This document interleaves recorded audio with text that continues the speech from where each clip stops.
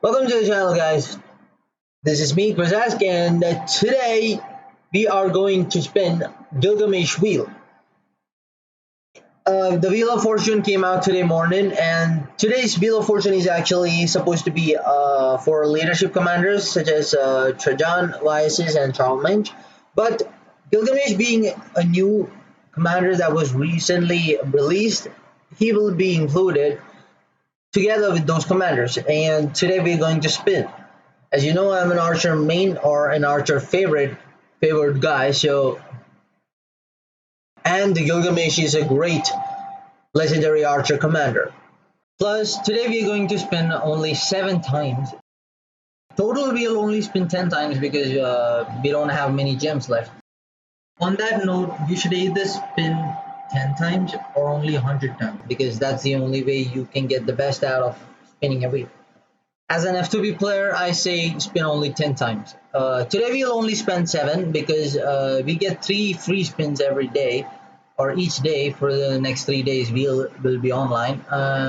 And so that today plus tomorrow plus day after tomorrow will be 3, plus 2 discount spins will become 5, and 1 5 spin.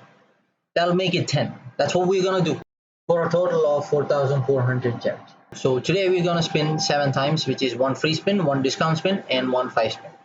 So let's move on to that. That's 1 free spin.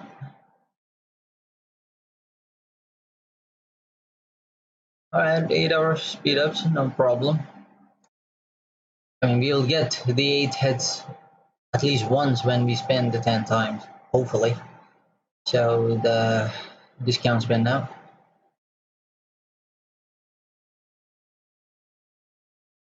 Well, speed ups again. What?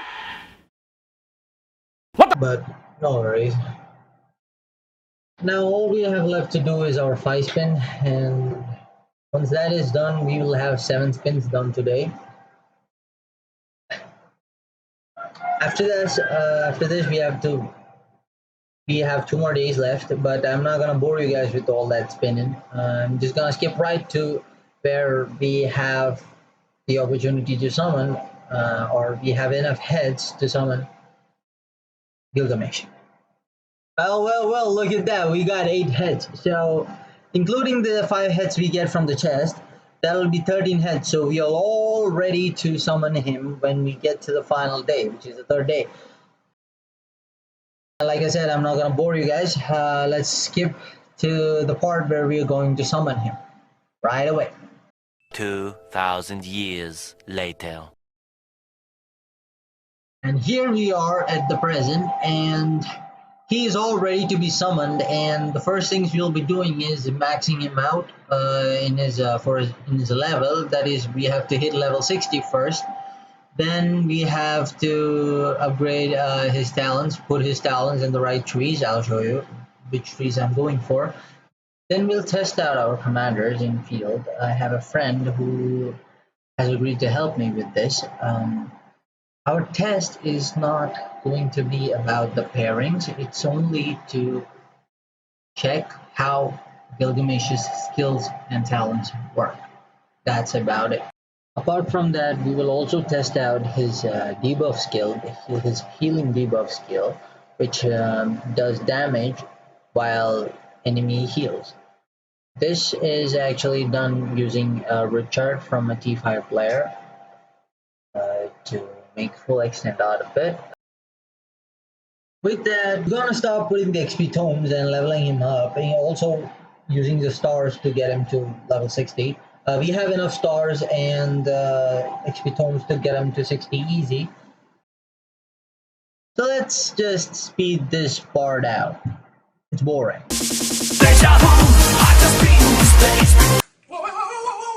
The thing is, I had to show you guys something interesting before we move on. See, this is the best way to get maximum XP on your stars. So it will be 4 lucky stars and 2 high levels, 3 stars.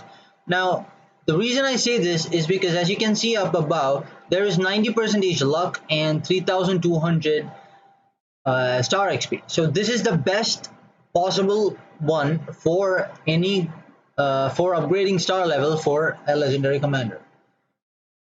So with that, let's get back to skipping.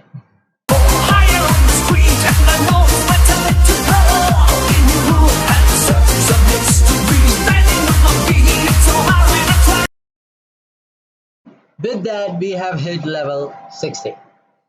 Next would be talent. Now, speaking about talent, we have three skill trees.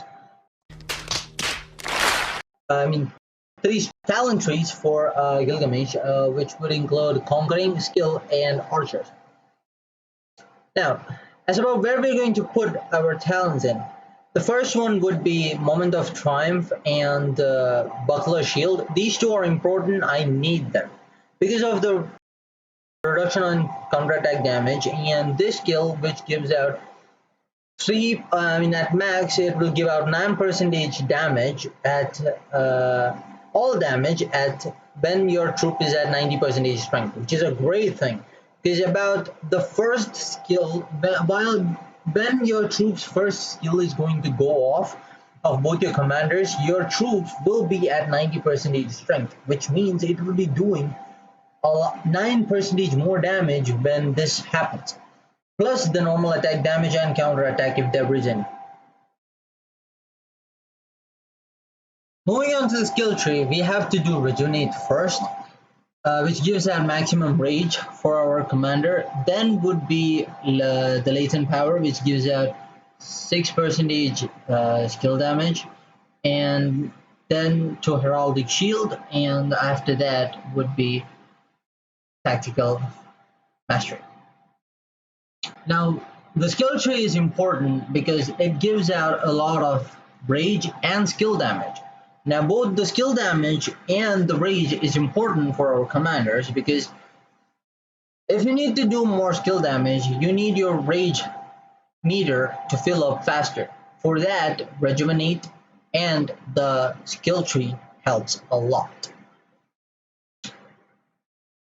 The last will be Archer tree, in which the Venomous Sting is the most important because Venomous Sting gives out 6% active skill damage for both the primary and the secondary.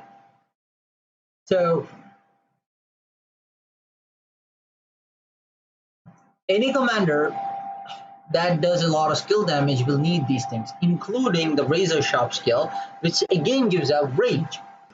The rest of the talent points, that is the 15 talent points left, you can suitably put it wherever you want. Finally, my talent tree will look something like this. Nice.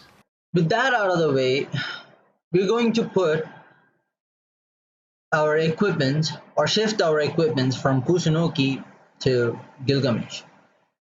All the equipment as it is in Kusunoki straight to Gilgamesh, nothing else. With the equipment all set now, we need to start building Gilgamesh's skills. For that, we have 396 golden heads currently in our hand. So our target is 5515 if possible, but since the third skill is not useful for us, that's how we want, but we don't know how lucky we will be able to get. So here we go.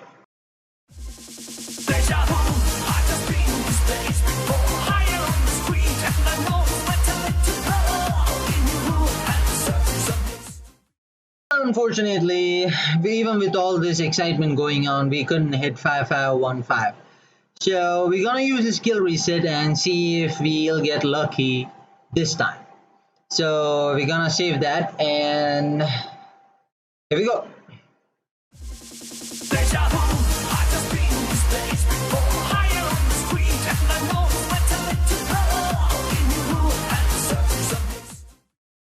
Well, we couldn't exactly hit 5515, but 5524 is not bad. I'll take it.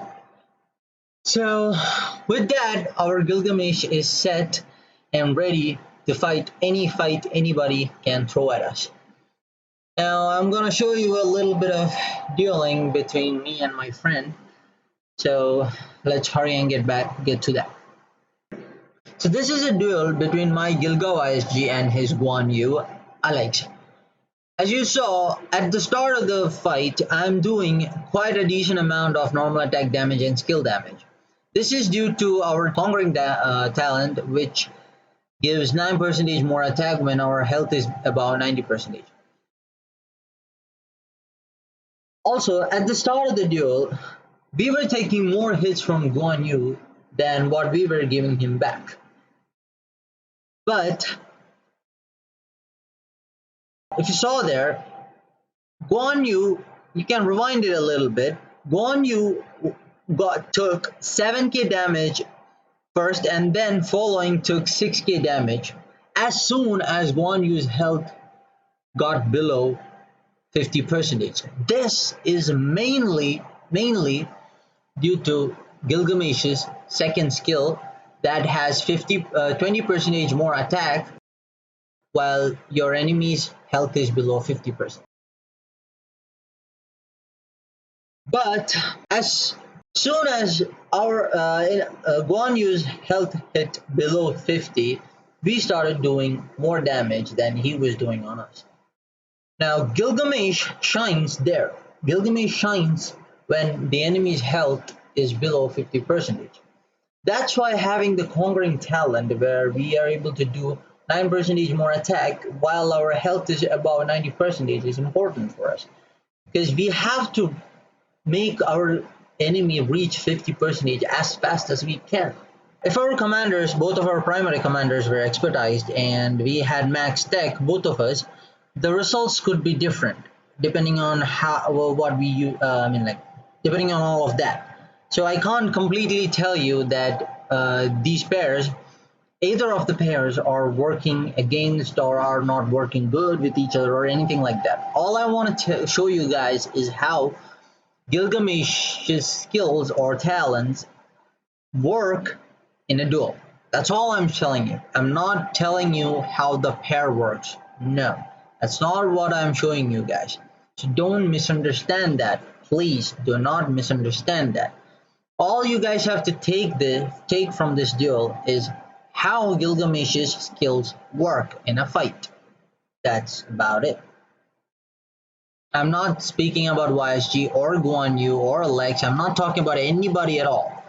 I'm simply talking about the skills that Gilgamesh has. Now, in order to show you guys how the healing debuff Gilgamesh has works, I took on a fight with this T5 player who had a good Richard in their hands. I could not find a T4 player, unfortunately, but we have to use whatever we can get. Forget about that. So all I wanted to show you guys is how the healing debuff works. So whether it's T5, T4, doesn't matter. We're not testing a pair or anything like that.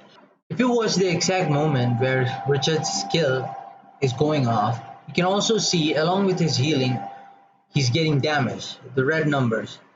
In the next turn also, the same thing happens. Now, this is Gilgamesh's fourth skill. Richard gets hit or Richard gets damaged as he's healing. Now, this does not happen every time, since the chance for the skill to go off is only 30%, but it does happen very often. Well, that was a fun 30 minutes. We were able to max level Gilgamesh, skill him up to 5524, which is awesome. We did a few duels, saw how Gilgamesh's skills and talents work. So, and we also found out that he's a great commander to have as an archer. So thank you all for watching this video. For more fun videos like this in the future, please do like, subscribe, and share. That's all, guys. This is me, Chris, signing off 2110.